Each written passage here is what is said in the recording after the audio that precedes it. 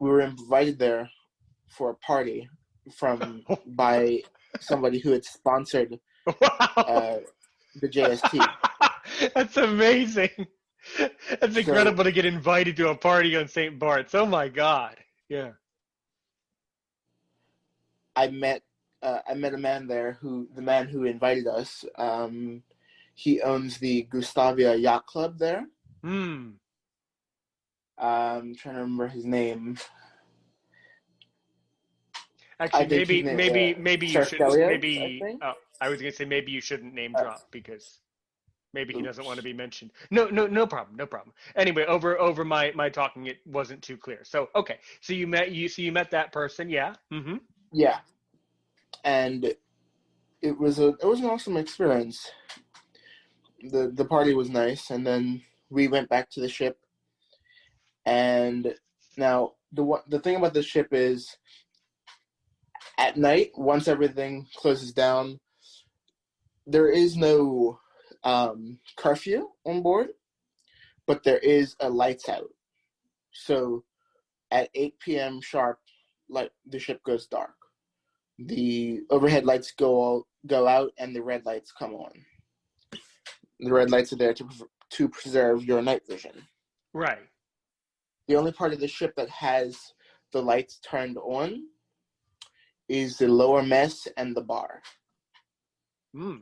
and the cabin up top, the wheelhouse. Bridge. So I pretty much paid for my drinks and my singing. So I sung aboard the ship, and that's pretty much how I paid for my drinks throughout the entire trip. Oh, okay. So you sponsored your own drinks based on your own singing. Yes. That's cool and entertaining. All right. Mm. So So what? So what do you? So wait a minute. You shouldn't have brought that up. What do you like to sing? it depends. I've learned a few songs so far.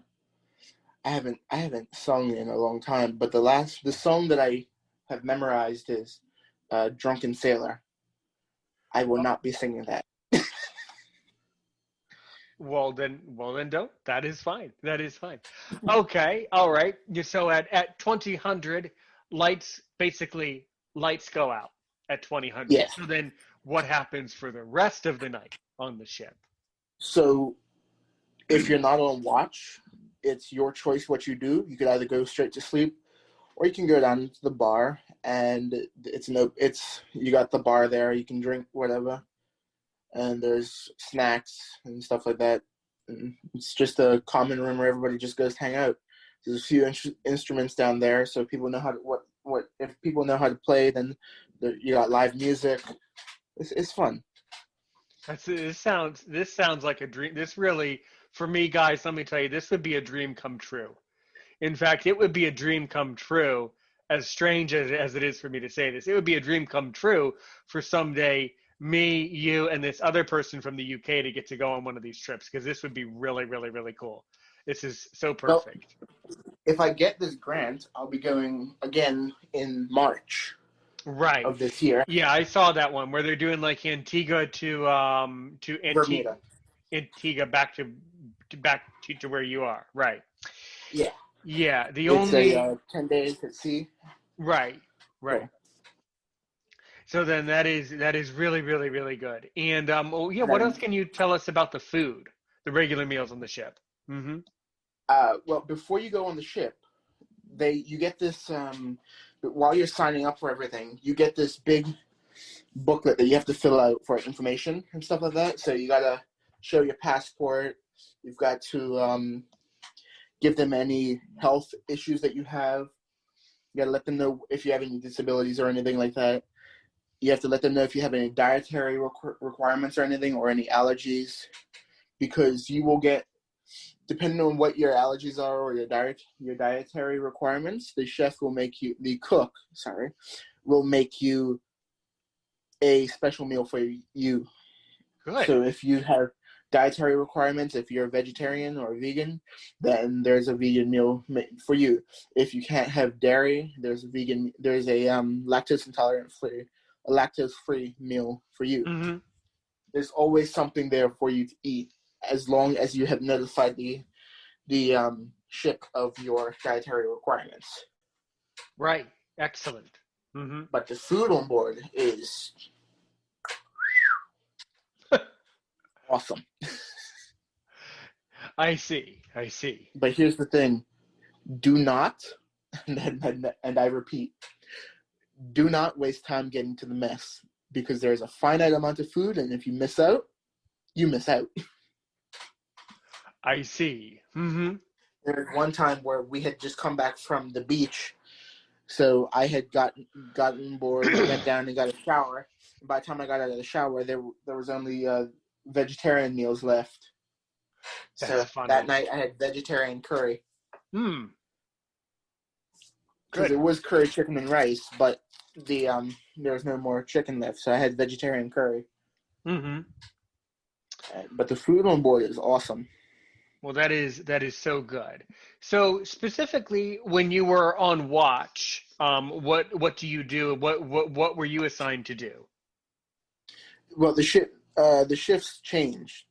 Like what each person does on watch changes depending on first where you are, and depending on if you're at port or if you're anchored off the if you're anchored or if you're moored up to the dock or whatnot. So depending on where you are, you'll either have people at the helm, you'll have one person at the helm, and then you'll have a lookout on either side, and then you just rotate on and off in 20-minute shifts, Mm-hmm. 15 to 20-minute shifts. But me having my low vision while we were sailing, they pretty much put me on the helm for about the first like hour and a half. I would be at the helm. And then if I got tired of standing or whatnot, I'd switch off for about 20 minutes or so and just take a break.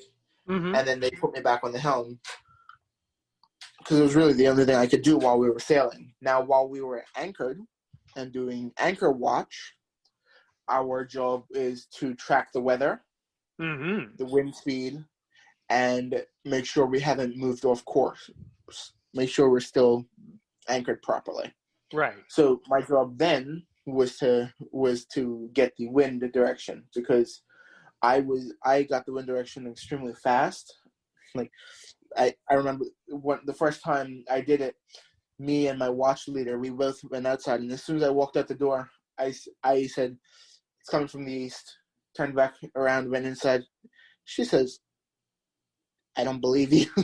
So she goes, and because I just walked out the door, and immediately after walking out the door, I knew exactly where the wind was coming from, and Yep. just turned around and went back inside.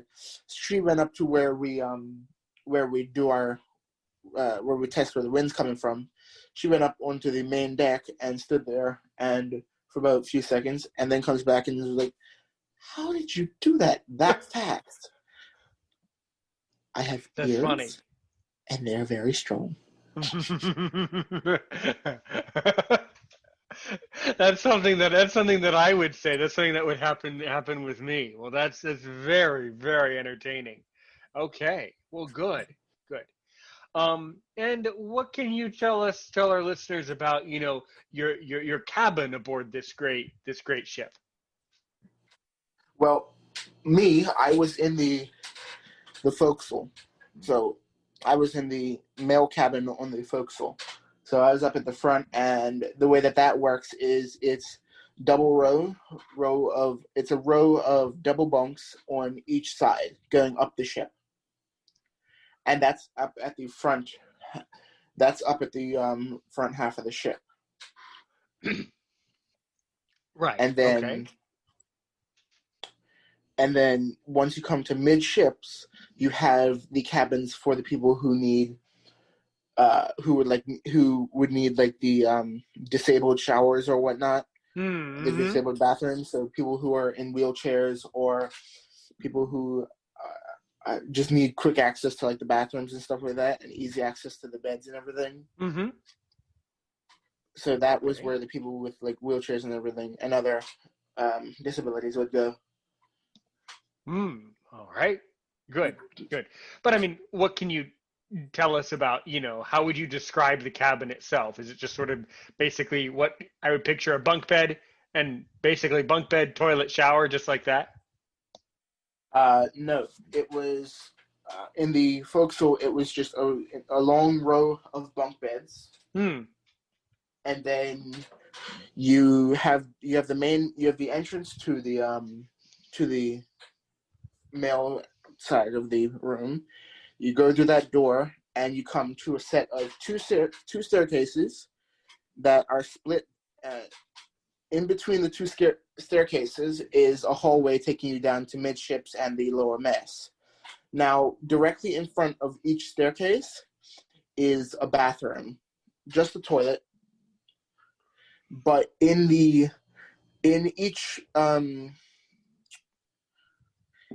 room, sorry, in each side of the forecastle. So we had the males were on the right and the females were on the left. On each side there was two showers. So you had two showers on the male side and two showers on the female side. So for the forecastle, it was a total of like maybe I would say about 20 people sharing two showers.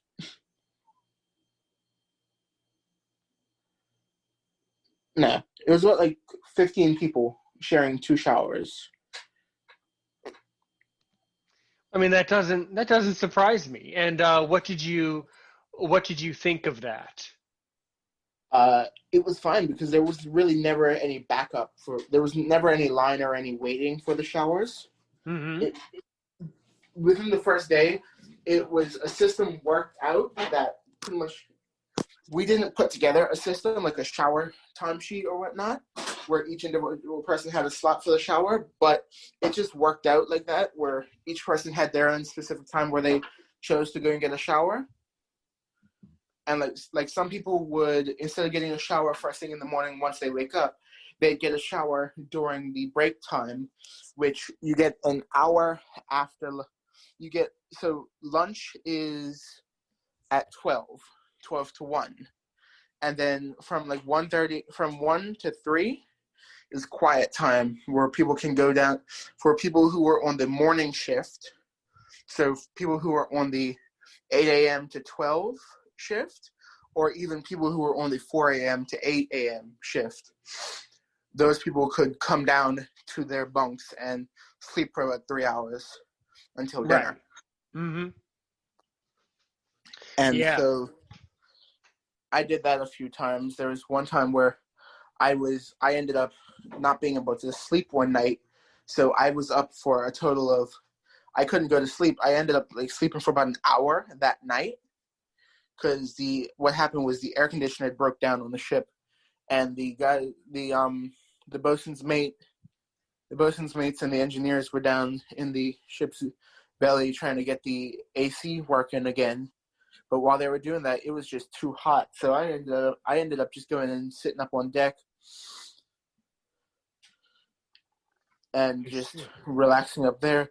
At one point, one person it was too hot for one person though, so they went and slept in the mess. Because in the mess above the bunks, not bunks, above the chair, the benches in the mess is a big row of just bean bags that we could all sit on. Mm-hmm. And so one person took their blanket and just went and slept on the bean bags. Mm-hmm. Those bean bags are comfortable. Very comfortable. All right then. All right. So, yeah. And so did they ever resolve this issue of air conditioning? The air conditioner was out for about a day. But it was working. Well, that's not uncommon at all on a ship to have a mechanical or a appliance failure like that. I'm sure that happens constantly with ships. So yeah. Mm-hmm. There was one point in our trip, I believe it was during our time where we were sailing from our second stop to our third stop, which our second stop was Anguilla. Anguilla. Yeah, I've heard of that one. Anguilla. Yeah. Anguilla. Mm-hmm. Now, Anguilla was beautiful. It was nice there. Mm-hmm. But we ended up from from Anguilla, we instead of